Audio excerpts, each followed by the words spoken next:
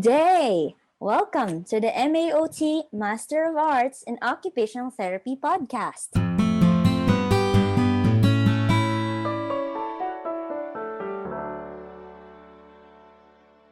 Hi, I'm Queenie.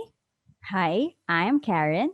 We are graduate students from the MAOT program, and today we are launching our very first episode. Yes. We will talk about a lot of things on this pilot episode, Karen. So, without further ado, Let's put OT on spotlight.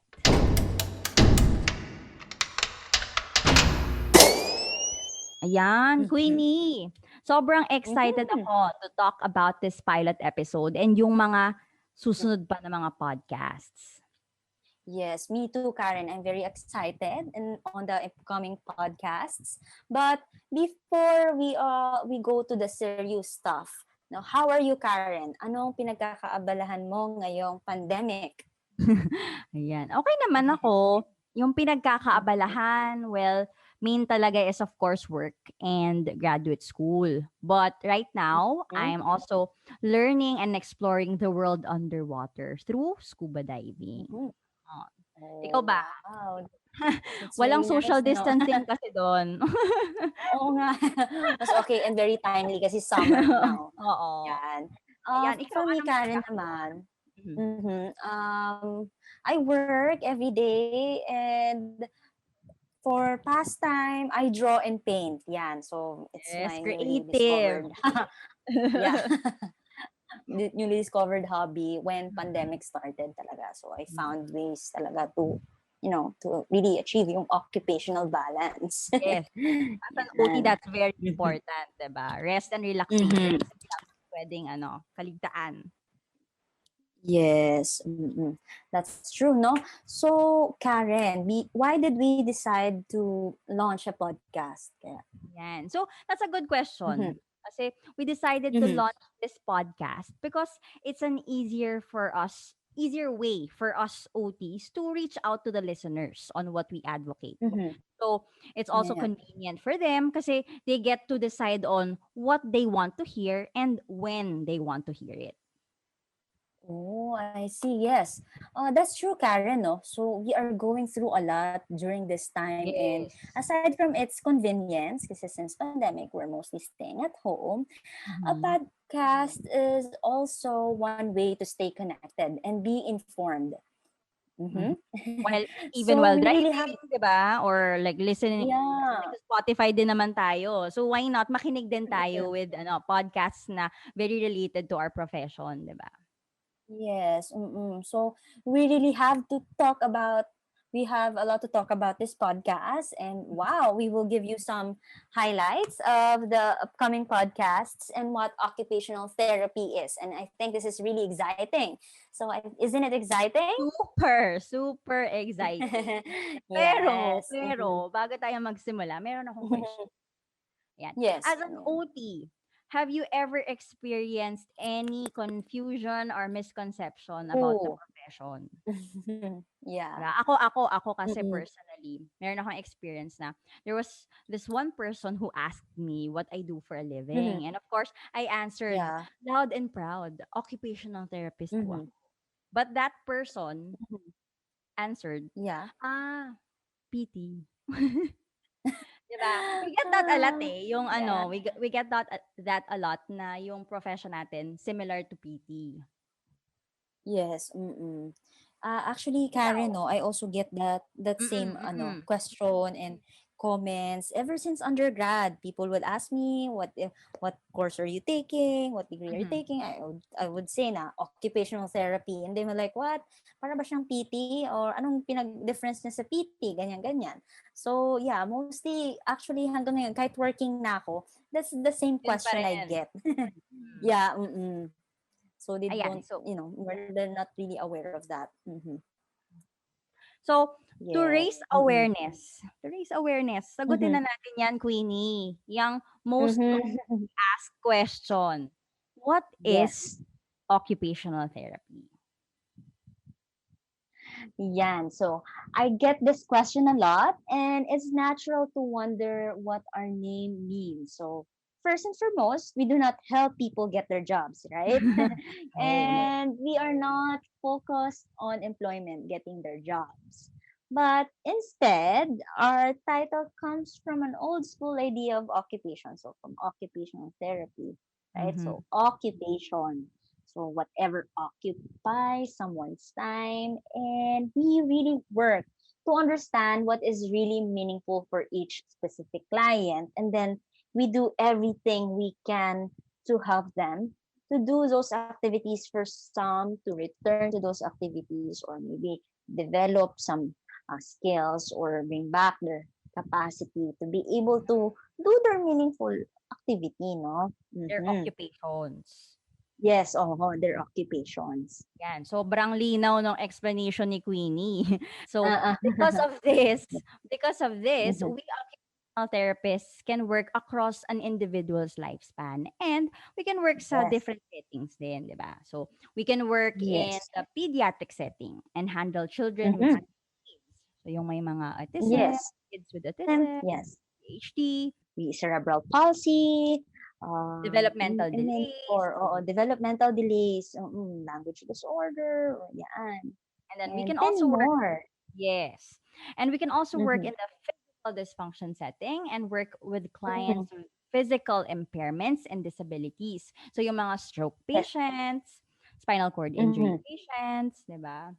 And Yan. Mm-hmm. lastly, we can also work in the psychosocial setting and manage clients with mental illnesses or problems with mental health, like yung mga clients with major depression or bipolar disorder.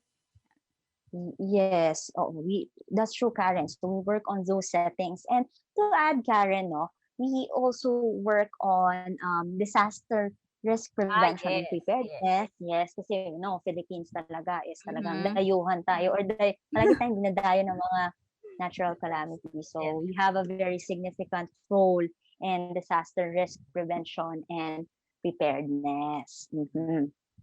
So I hope that with our explanation, you had a better understanding on what occupational therapy is, right, no, Karen? And Yes. what we occupational therapists really do. Yan. So Mhm. wala nang magtatanong dapat sa atin, Queenie. After listening to this podcast, wala nang magtatanong sa atin, what is OT and what do we do, 'di ba? Yeah. Ayan. Yeah. So, Queenie, let's go Mm-hmm. to my favorite part. Yan. Let's take a Uh-huh. look at the Okay. upcoming episodes of All Spotlight right. on Air from episode Mm-hmm. 2 to episode 5 and when it will be aired. Yes.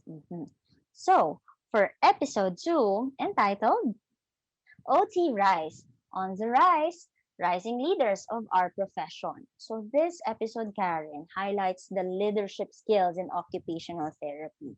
So this would allow us to have really an in-depth understanding of the roles and qualities needed for the Mhm. practice. And it would we would also ask some questions to the guest on how to really develop the essential qualities of leadership skills that are very highly, or that are highly significant in occupational therapy practice. Mhm. So stay tuned and join us in this episode of OT Rise. And the scheduled date will be aired, or will be shown on the screen. Okay, so let's proceed to episode Mm-hmm. 3. Put Your Mm-hmm. Rights on Spotlight, an awareness podcast for rights of PWDs. Yan. So, this Mm-hmm. episode, magdadive siya dun sa issue of stigma and discrimination na nararanasan commonly ng mga PWDs, di ba? So, most of the Mm-hmm. Yeah. PWDs kasi, Queenie, they are not aware na merong mga laws that cover and protect them Mm-hmm. from any form of injustice and inequality. So, may mga Mm-hmm. iba, they are often denied opportunities to attend school, work, and fully participate Yes. in the community. Yeah. So, this Mm-hmm. episode aims to educate, promote, protect, and ensure inclusivity of all human rights and fundamental freedoms of Mm-hmm. PWDs. So, dito matututunan natin yung Batas Pambansa 344 or the Accessibility Mm-hmm. Law and the Republic Mm-hmm. Act 7277 or the Magna Carta for Disabled Persons. Siyempre, di ba, Yan. Queenie, every human being, Mhm. with or without disability, merong right to live in a society with acceptance, respect, and Yes. equality. Di ba? So hopefully, Yeah. after episode 3 and through advocacy and proper education, we can help achieve this social Mhm. justice. That That's true, yes, Karen. sobrang ganda ng Mhm. topic na 'yan. Yeah, this would also empower yung mga PWDs Yes, in the society. empowering PWD. Yan. The air date will be Yeah. flashed on the screen. Yeah. Okay. And for episode 4, screen time, Black Mirror, seeing the dark side of the screen. So we know it is common nowadays that we let our kids use screen to keep them occupied. So usually yan talaga nire-resort na ng parents. Last resort na Mm. nila yan pag di na talaga nila mapacify yung mapakalma yung kids nila. They just rely on gadgets, 'Di ba no? meron na ngang term ngayon yung Mhm. gadget babysitters? Oh, yeah. Oo, Mm. talagang yung generation na ngayon, Mm. talagang nagre-rely heavily on the modernization of Gadget. technology and Yes. gadgets, no? So we all know that it has an advantage and a disadvantage. So although social media or so screen time or technology is really a helpful tool and can be used for educational purposes, Mhm. but too much screen time, we know that can really have negative side effects or Mm. negative Siyempre, effects on a mm, child's development. anything na sobra naman 'di ba, Queenie, masama naman. Yes, mm. So dapat sakto lang. Mhm. And this podcast will be speaking with someone who can help us understand more about screen dependency and its effects on our kids. So in this current times talaga mahirap i-avoid ang gadget, no? So we will learn the importance of lessened screen time, lessened, no? And Mhm. more play for the kids and also learn alternative ways outside of the screen and help them in promoting play and developmental milestones. Yes. And Queenie, 'di ba, first Mhm. and foremost, Mhm. ang primary occupation ng children ay play. Yes, mm. Mm. So dapat talagang important sa kanila yan, yun yung occupation ng mga kids, no? And it Mhm. would help them develop and progress the necessary skills needed for their age. Mm. So yan, mga Yan. mommies, Mhm. dapat abangan yung episode na yan, episode 4. The air date will be flashed on the screen. Uh-huh. Screen. Yan. Okay, so let's go to episode 5, Pediatric OT Mhm. Practice Across the World. Yan, ganda. So for this episode, Mhm. nag-invite sila ng mga Filipino OTs from different countries. I mean, working sa Mhm. different countries. Kasi this episode will explore on the different perspectives of pedia OTs from different parts of the world. So this would give us a Uh-huh. chance na makita how OTs use different techniques and intervention approaches that they use in their respective countries. And maybe, 'di ba, pwede nating madala din dito sa Pilipinas. Yes, oo. Maybe there are really techniques na very helpful sa atin Mm. and apply Mm. dito. Yan, they will Yan. Yan. share. They will share their insights on how different it is to work overseas. And also, syempre, mapapakinggan natin on how they use that as an Mhm. opportunity to grow in the profession. Mhm. So, and to how Yan. the procedures and techniques and evidence-based approaches na ginagamit nila dun sa kanilang bansa na pinagtatrabahuhan. And yun nga, baka magamit Yan. din natin and madala natin sa ating practice dito sa Philippines. True. Oo. Ayan. So, wow, these are really amazing topics. Ayan, Mhm. we have given them the highlight, the background of the upcoming podcasts. And we can't wait for you to listen to them all. But before we end this podcast, Karen, please check our CDU MAOT pages shown on the screen for more updates on our incoming podcasts. And of course, don't forget to like and subscribe to our social media Mhm. account. Once again, I'm Mhm. Karen. And I'm Queenie. And you're listening to Spotlight on Air, serving you the OT. OT.